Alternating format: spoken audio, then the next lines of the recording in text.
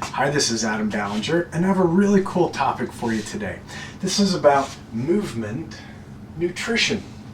Yeah, so the way that we move and the health effects that it has on us. If we think about food nutrition, and you think about like how much food you eat, the types of food that you eat, sometimes even when you eat them, all these things can affect our health in different ways. You can eat for your moods, and some people think that you can eat for your brain, our gut biomes. You can eat for things like inflammation and weight loss and all sorts of stuff. When and how you eat that food can really make a big effect on the health that we experience from that. That's where we get the ideas of good nutrition and poor nutrition. You can also have things with nutrition, like I might like to eat a piece of pie or something because it's mood-wise going to help me feel really happy. I really like pecan pie. But that nutrition might not be so great for my gut or other areas of my body. So I can do food nutrition that's good for me over here and tough for me over here. And it's very much the same with the way that we move. Let's get into this a little bit. Most of the movement nutrition that I think people are familiar with is cardiovascular and potentially cardiopulmonary. Vascular is like your heart, pulmonary is much more related to your lungs. So if I go out for a brisk walk, my heart's going to start moving a lot faster, and that's a muscle. That's going to get much stronger. My lungs are going to be moving more, and although there isn't a lung muscle, but the diaphragm and other muscles around the rib cage and the thorax might get involved in that, and my breathing capacity could be strengthened and even kind of toned up in ways. So when I get out and start moving, I'm going to work a lot on that type of an effect. Now, if I were to talk about orthopedic, which is a word that I think a lot of people aren't as familiar with, orthopedic is much more like my bones and my joints and in some ways my muscles.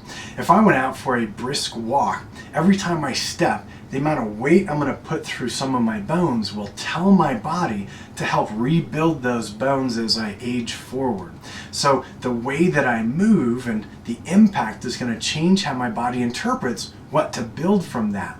If I went out for a long run, like a marathon, I could do a lot of cardiovascular and cardiopulmonary positive nutrition.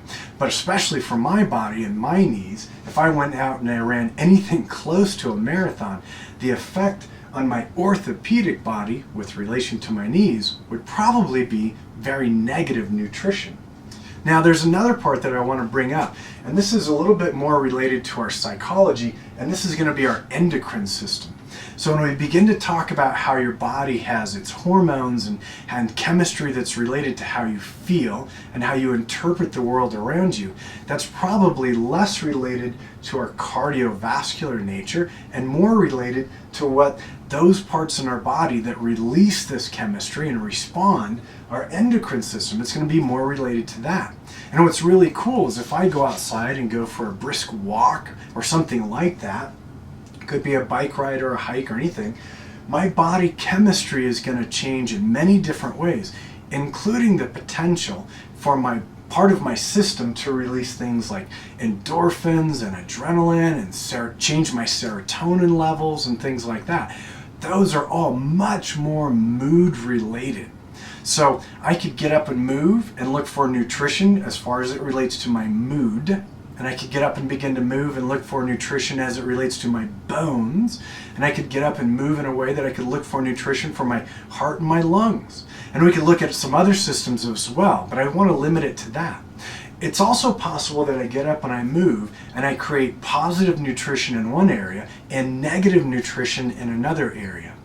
Now, for you yogis, and I'm one of you guys, when we get to the yoga mat and we begin to move, it's very easy to confuse these different areas of nutrition. I know tons of yogis who come to the yoga mat because they want better body health. And some of them, it's a little bit more external and kind of aesthetic. They want to lose some weight, raise their metabolism, and keep their body kind of younger and more fit in that way. And that's probably going to be much more related to the cardiovascular stuff. I will use my muscles in the cardiovascular system, and if I use them enough, it's going to take more calories to move those body parts, and so I may have to use up more of the calories my body has, so I'll burn off some of that stuff that I've been eating. And that happens a ton. And in the process, I could make my lungs and my heart healthier and stronger.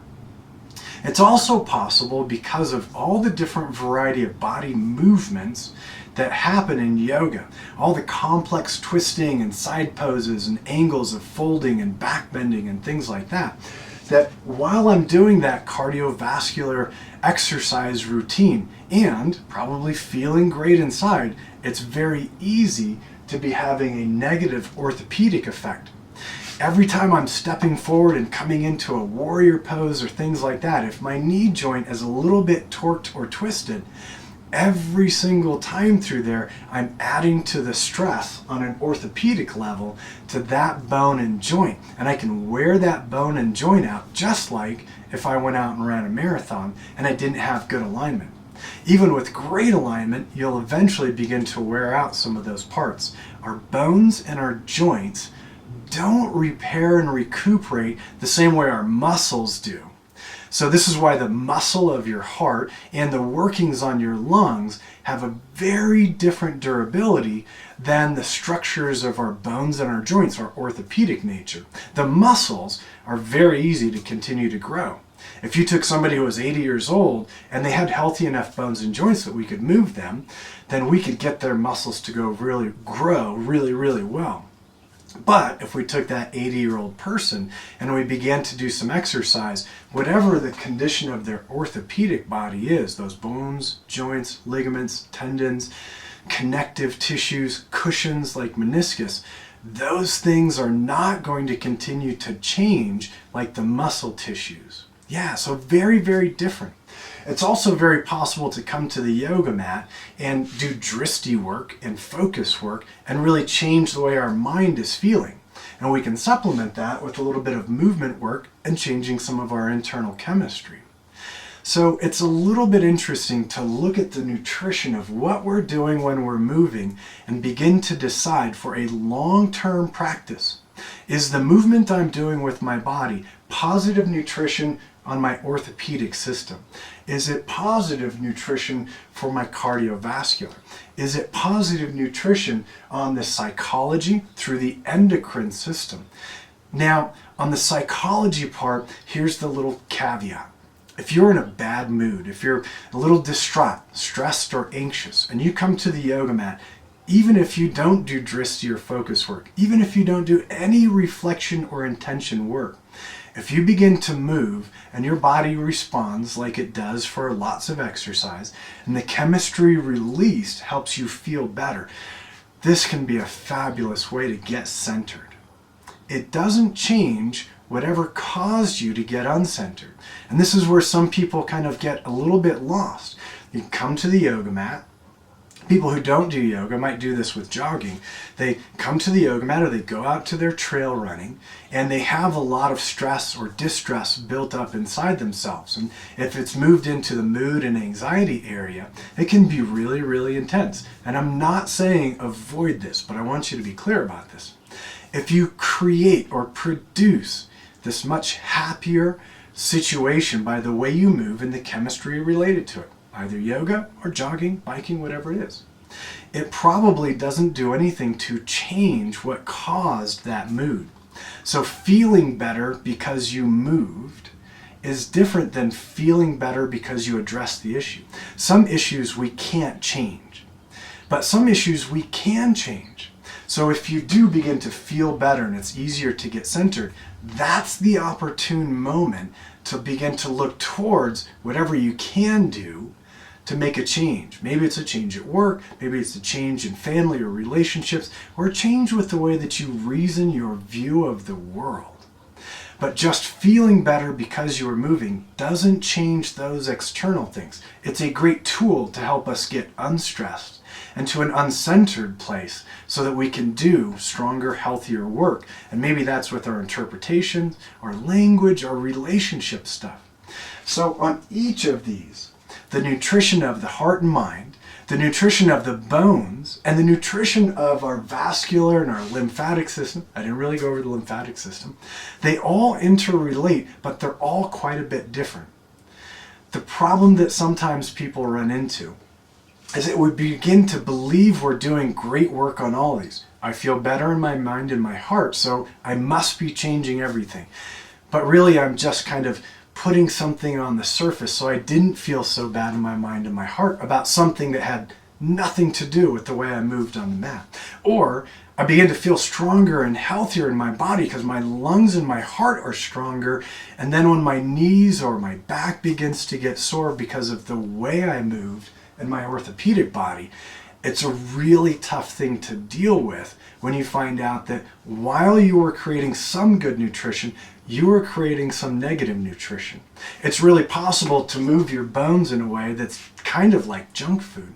And it's really possible to move and create some internal chemistry that's just like a nice sugar coating on things. And if you don't go back when you're in that better place and make other changes, you're going to come right back to the mat looking for an extra sugar coating.